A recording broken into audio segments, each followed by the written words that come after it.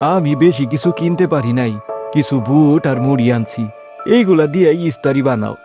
পোলাটা আজ ভালো মন্দ কিছু দিয়ে ইফতার করতে চাইলো, আর তুমি নিয়ে আসছো এইগুলা। আম্মু, আজকে কি রান্না করছো? ইফতারে কি রাখছো আম্মু? আজকে ইফতারে অনেক কিছু রাখবা। আজকে মন ভরে ইফতার করব। বাবাই আমি, আমরা হলাম গরিব, রান্না করার মতো কিছুই নাই।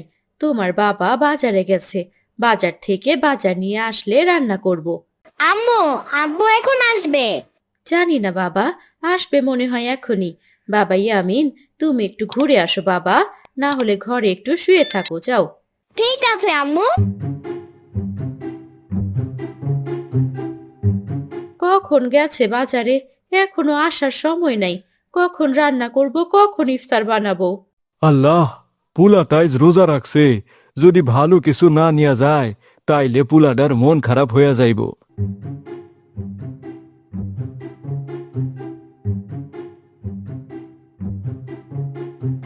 ওগো, ও কই গেলা?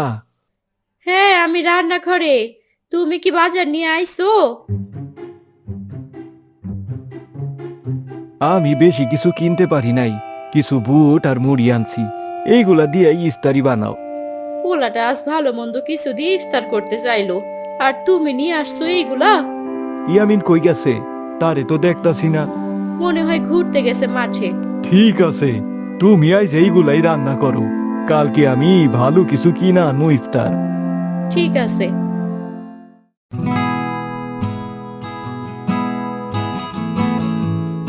কি রে পিয়া, এখানে কি করিস বসে থেকে? না, কিছু না। এই তো বসে আছি, ভালো লাগে না তো, তাই বসে আছি। তুমি কোথায় যাও? না, কোথাও যাই না, একটু ঘোরাঘুরি করছি। ইয়ামিন, এখানে বসো। আসো একটু গল্প করি। ইফতারে তো অনেক সময় আছে। হ্যাঁ পিয়া, পিয়া, স্কুল তো বন্ধ দিছে, এখন কি পড়াশোনা করতাছস? হ্যাঁ ইয়ামিন, পড়াশোনা করতেছি, নামাজ পড়তেছি, কোরআন তেলাওয়াত করি, আল্লাহর কাছে দোয়া করি যেন আল্লাহ 30টা রোজা রাখার তৌফিক দান করেন।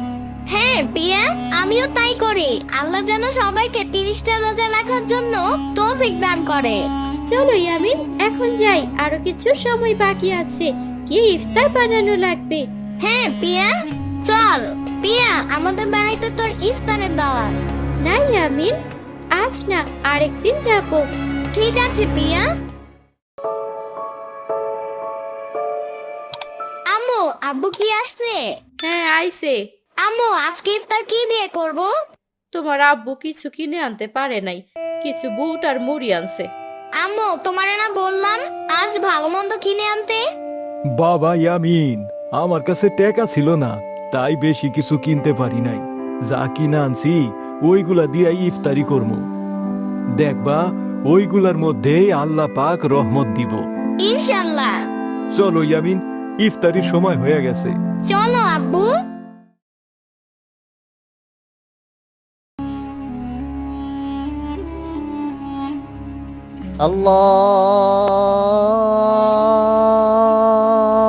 الله أكبر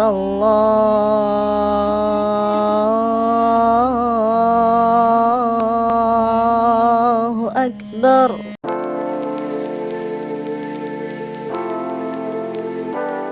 কে ইয়ামিন, এখানে বসে আছিস কেন? এই রোজা রেখেছিস নাকি? আলহামদুলিল্লাহ, হ্যাঁ বন্ধু, রোজা রাখছি। এই তো মাঠে বসে আছি, কিছুই ভালো লাগে না তাই। কোথাও যাইতেছস নাকি? হ্যাঁ, এই বাজারে গেতাছি, ইফতারি কিনবো। ও ভালো, আচ্ছা যা। চল, বাজারে যাই। না রে। ঠিক আছে বন্ধু, আমি গেলাম। তাদের বাবা মা কত সুন্দর করে টাকা দিচ্ছে, তারা যে ইফতার করে আনে, আর আমরা গরিব বলে ইফতার কিনতে যাইতে পারি না। যা, বাড়িতে চলে যাই, ইফতারের সময় হয়ে গেছে। ইয়ামিনের মা, ইয়ামিন কোথায় গেছে?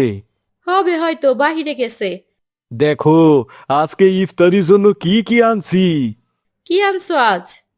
আরে দেখো, আজকে অনেক কিছু ইফতার কিনে আনছি। আজকে বেশি কাজ কইরা বেশি ইফতারি আনছি। অনেক ভালো করছো। পোলাটা অনেক দিন ধরে ভালো ভালো ইফতার খাবার চাইতেছে। আজ ইফতার দেখাই আমিন অনেক খুশি হবে। হ, অনেক খুশি হইব। আব্বু, তুমি আসছো? আজকে ইফতারের জন্য কি আনছো? হ বাবা, ইফতারির জন্য অনেক কিছু আনছি আজকে। হ্যাঁ, আজকে অনেক কিছু আনছে।